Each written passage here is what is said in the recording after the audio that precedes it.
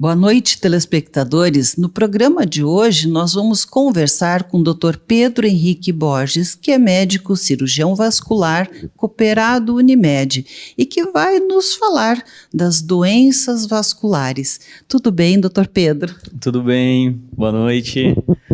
Boa noite, é um prazer tê-lo conosco, né? E trazer para os nossos telespectadores aí muitas informações.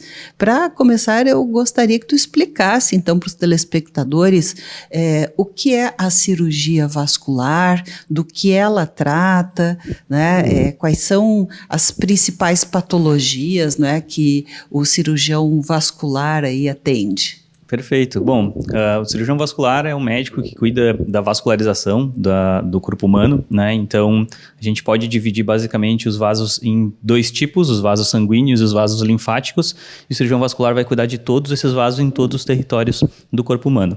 Então, a gente tem as doenças das artérias, que são os vasos que levam o sangue do coração para todo o corpo. A gente trata das veias, que são os vasos que trazem o sangue do corpo de volta para o coração. E a gente trata dos vasos linfáticos, que são os vasos que carregam líquido e não sangue. Então a gente vai ter basicamente nas doenças arteriais os aneurismas, que podem acontecer em todo o território. A gente tem a doença cerebrovascular, que é a doença carotídea, que pode ser uma causa de AVC. A gente também tem a doença arterial obstrutiva periférica, que é a doença que cursa com obstruções nas artérias que levam sangue para as pernas ou para os braços. Dentro das doenças venosas, a doença mais comum do mundo, que é as varizes, né? 30% da população mundial tem varizes, então é a doença mais comum que o cirurgião vascular trata. O linfedema, que é uma doença dos vasos linfáticos, e atualmente a gente também tem o lipedema, que é uma doença que está mais em voga atualmente, que é uma doença inflamatória da gordura que acaba vindo ao consultório do cirurgião vascular por conta da queixa de dor nas pernas, que é a queixa mais comum que o cirurgião vascular tem. Então, basicamente, um escopo geral da cirurgia vascular seria esse.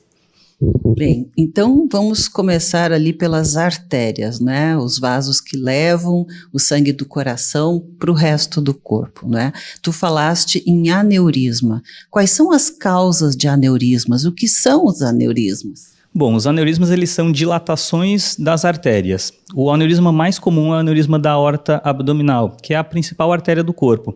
A aorta ela é uma artéria que sai do coração e leva sangue para todo o corpo, distribuindo para todas as outras artérias menores. O aneurisma basicamente ele é quando a artéria ela começa a dilatar. A causa mais comum é a idade e o tabagismo. Então, essa artéria começa a dilatar como se fosse um balãozinho de festa. Então, ela vai dilatando, dilatando, dilatando, dilatando, até que em algum momento ela pode romper. A ruptura de um aneurisma, principalmente da aorta abdominal, é uma doença bastante grave, é uma doença que causa bastante morte. Então, a gente sempre tem que cuidar e identificar essa patologia no início, cedo.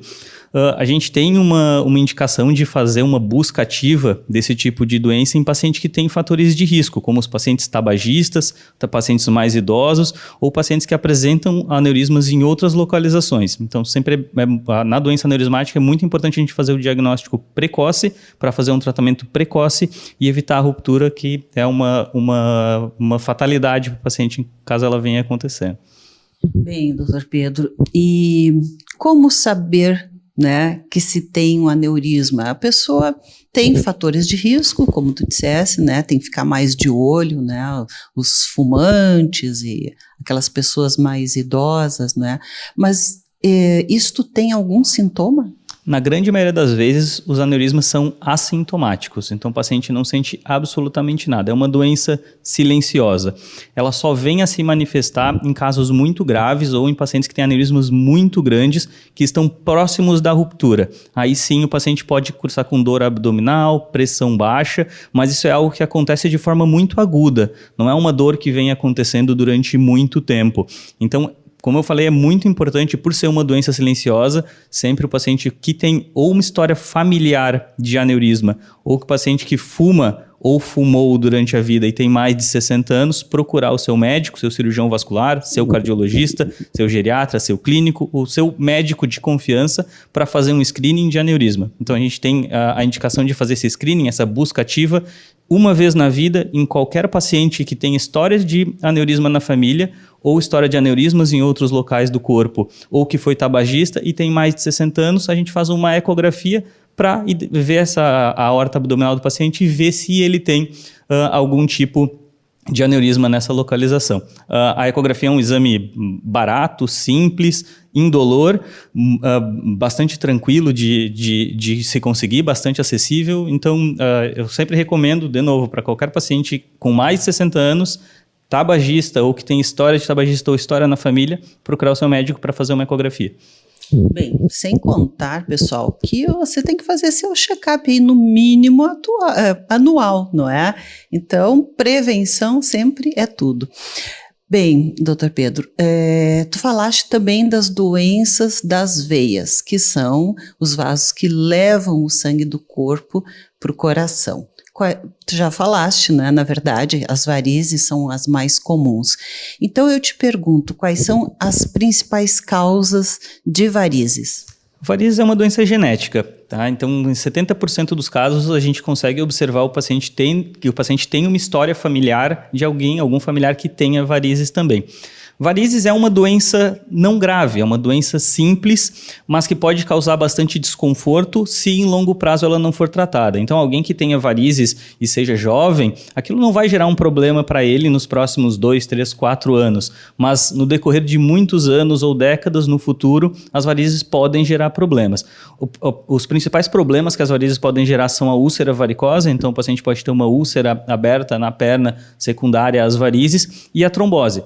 As varizes elas aumentam levemente o risco de trombose, mas a gente tem que ficar bastante atento a isso, porque trombose é uma doença que também pode ser fatal, né? Pode cursar com embolia pulmonar e, além disso, a gente sempre tem que lembrar que não só as varizes são fatores de risco para trombose, mas existem também outros fatores de risco para trombose. A trombose também é uma doença vascular das veias e que a gente tem que prestar atenção também, não só nos pacientes com varizes, mas também nos pacientes com varizes.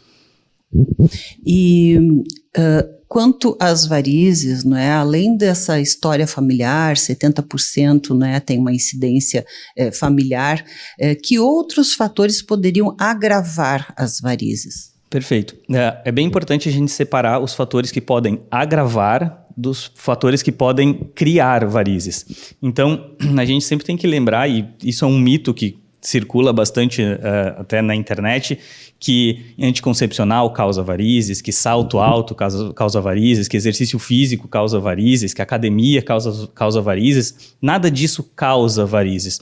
Todos esses fatores podem piorar varizes que o paciente já tenha, mas a gente nunca recomenda o paciente parar de usar anticoncepcional, deixar de ir na academia, porque isso vai agravar as varizes dele. Não, existe uma chance, mas o principal fator é genético, é um defeito em algum gene do colágeno que o paciente tem, que isso pode vir a gerar as varizes. Então, não tem uma necessidade de se preocupar com outros fatores além da genética, exceto o cigarro. O cigarro também pode causar uma piora e causar varizes novas no paciente. Bem, doutor Pedro, tu falaste, né, em colágeno. Então, eu já te pergunto, adianta tomar colágeno? Não adianta, não adianta. O colágeno que a gente ingere, ele não vai conseguir chegar lá na veia e melhorar o colágeno da parede da veia, né? A gente até, assim, ainda não existe uma comprovação científica plena de que seja um defeito genético do colágeno. Isso são estudos que estão sendo feitos, apesar da doença venosa ser uma doença comum e bastante pesquisada, a gente ainda não se bateu o martelo que é exatamente isso. Mas a maioria dos trabalhos mostram que provavelmente é isso, que é essa deficiência de colágeno que causa a doença varicosa. Mas não, tomar colágeno não auxilia em melhorar as varizes e nem em prevenir as varizes. Bem, a gente vai fazendo um breve intervalo comercial, mas o nosso papo aqui sobre varizes continua logo depois. Então fique ligado aí, né, no nosso Viver Bem. Viver Bem.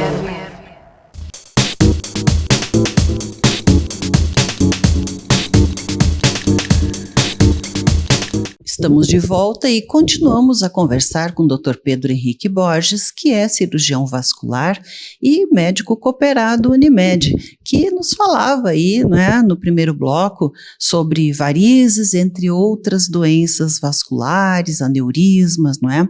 Mas ainda te perguntando, Pedro, sobre varizes. Pessoas que operam as varizes, às vezes chegam no consultório e dizem: não adiantou operar, minhas varizes voltaram. né?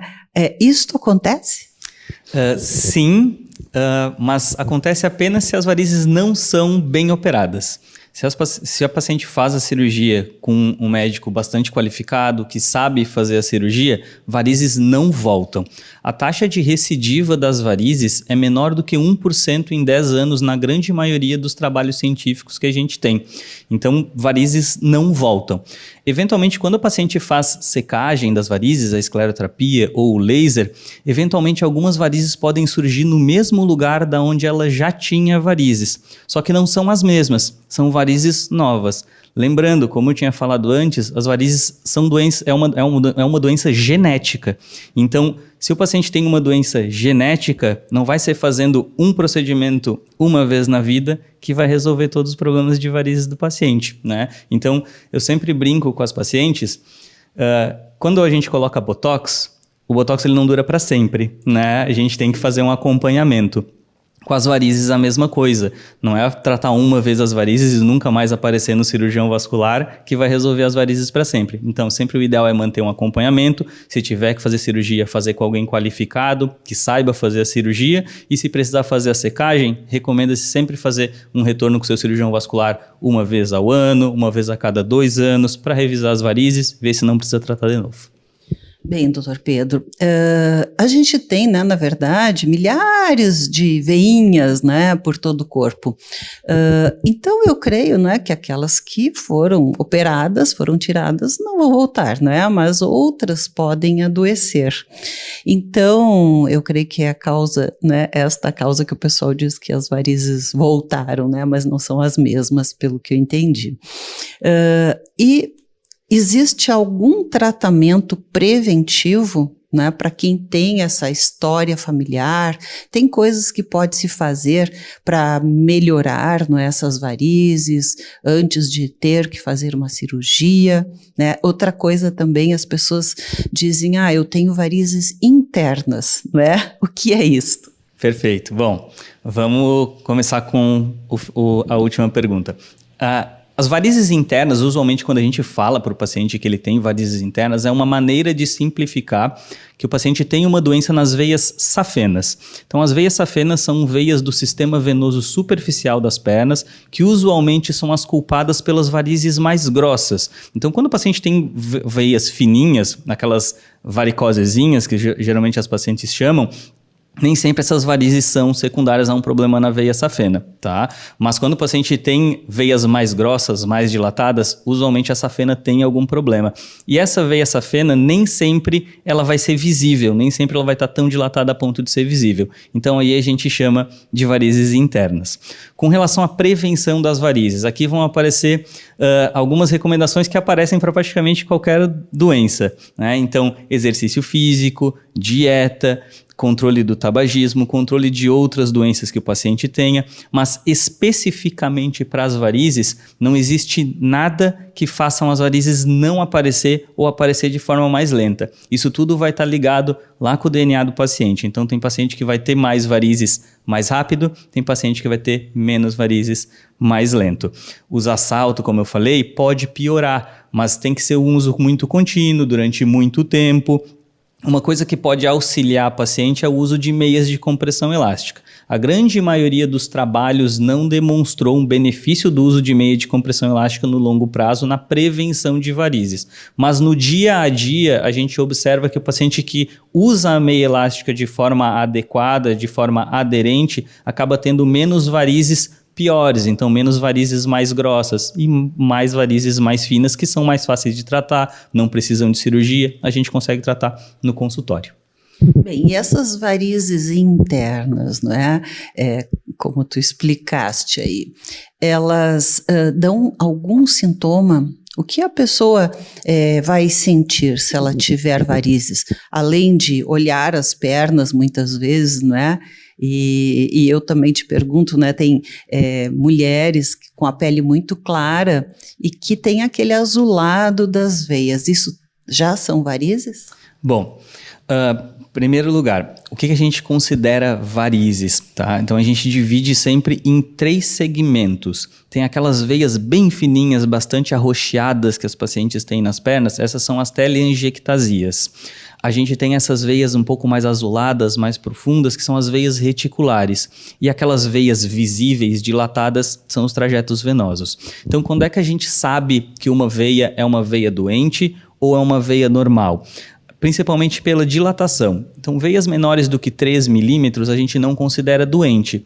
Mas como varizes também é uma patologia estética, se aquela veia incomoda a paciente, a gente está autorizado a retirar aquela veia.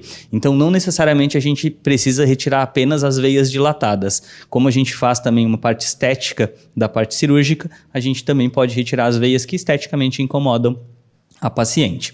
Sintomas de varizes. Os principais sintomas de quem tem varizes é dor, peso, cansaço, inchaço nas pernas, com piora no fim do dia ou em dias quentes e no verão. Esses são os sintomas clássicos. Mais ou menos 60% a 70% dos pacientes vão apresentar os sintomas clássicos e 30% a 40% vão apresentar sintomas que a gente chama de atípicos, que pode ser queimação, uma sensação de formigamento. São sintomas que não são exatamente os sintomas de varizes, mas que quando a gente trata podem vir a melhorar. E tem muitos pacientes que são sem sintomas. Então, o paciente ter varizes, mas não ter sintomas, por todos os guidelines médicos de cirurgia vascular que a gente tem hoje no mundo, a gente não tem necessidade de tratar, apenas de observar o paciente, exceto em queixa estética, que aí passa a ter uma indicação de cirurgia. Tá certo. Bom, a gente falou em artérias, não é? Em veias e os vasos linfáticos, não é?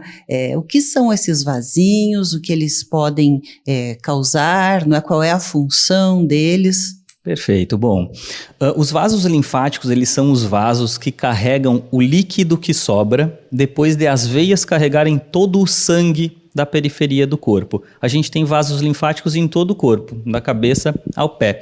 Só que por que a gente sente mais sintomas relacionados aos vasos linfáticos no pé?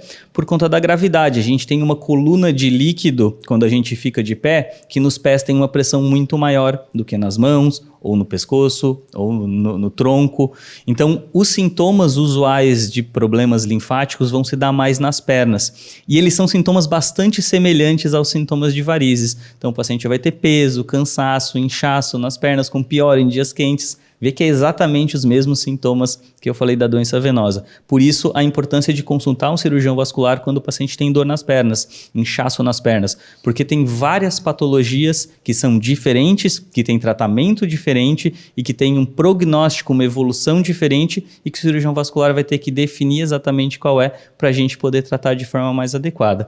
As doenças linfáticas, elas podem ser tanto funcionais quanto anatômicas. Então, a gente pode ter um paciente que teve um acidente, por exemplo, ou que teve infecções seguidas na perna, os vasos linfáticos são anatomicamente destruídos, eles param de funcionar.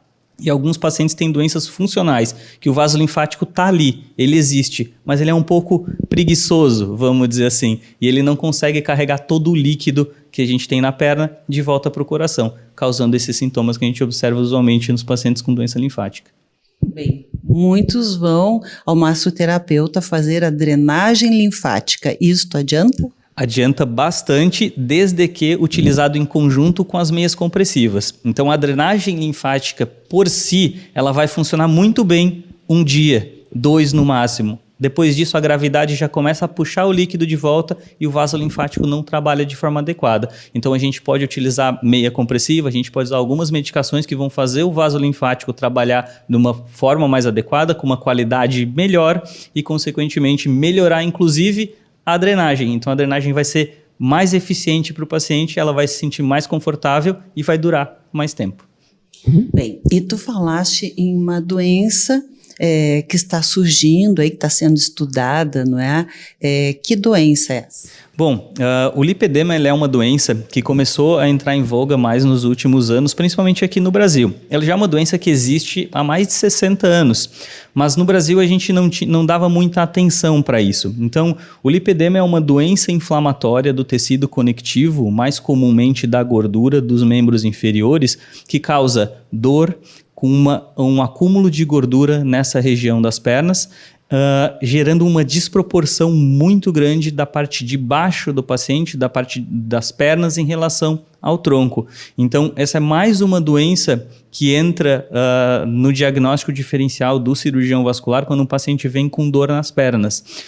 O lipedema é uma doença que a gente trata em conjunto com o nutricionista, com o fisioterapeuta, com o cirurgião plástico, e eu sugiro para toda paciente que acha que a perna dela é desproporcional ao corpo, que ela tem um acúmulo de gordura muito grande na perna e não consegue perder essa gordura e tem dor associada, a procurar o seu cirurgião vascular para ver se isso não é lipedema, que pode ser uma doença que no futuro pode gerar problemas articulares, problemas psicológicos na paciente. Então é importante também dar atenção a essa doença que não é nova, mas que começou a ser discutida mais no Brasil recentemente. Olha só, né? Quanta coisa, pessoal. A gente poderia continuar nosso bate-papo aqui, né? Por um bom tempo ainda. Teríamos aí muitas perguntas, não é? Mas nosso programa, então, hoje já está chegando ao final e eu quero te agradecer, não é? Te convidar para estar conosco novamente, não é? E você que nos assiste, tem perguntas, tem dúvidas, manda para nós, não é? E nós traremos aí essas perguntas, não é? Aos nossos colegas que estão sempre aqui dispostos a trazer a melhor informação, a boa informação aí para você que nos assiste. Então, muito obrigada, Dr. Pedro, um ótimo trabalho sempre aí, ficamos muito felizes, não é? E se você não está contente aí com as suas pernas, né? Dê uma checada aí, né? Converse com o cirurgião vascular. Quem sabe, né? Se consegue aí resolver algumas coisas que a gente até nem sabia que tinha, né? Então, muito obrigada, Pedro. Muito obrigado, agradeço a oportunidade e qualquer dúvida podem mandar que a gente responde com o maior prazer.